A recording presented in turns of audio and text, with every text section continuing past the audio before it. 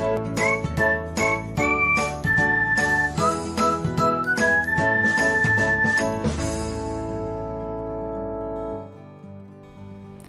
everyone, welcome back to another episode of Technologyglance. In this video, I'm going to guide you through how you can enable the notifications for content suggestion on Soundcloud. So, let's get started. Watch till the end and don't forget to subscribe to Technologyglance by hitting the subscribe button and press the bell icon so that you'll never miss another update.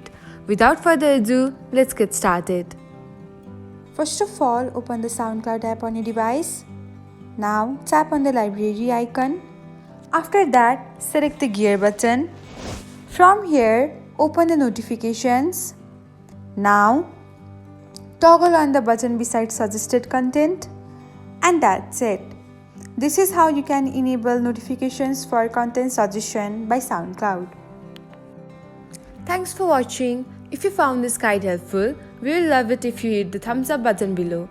We upload great new tech tutorials like this one every day. So, don't forget to subscribe to our channel and hit the bell icon to get an update as soon as we post a video.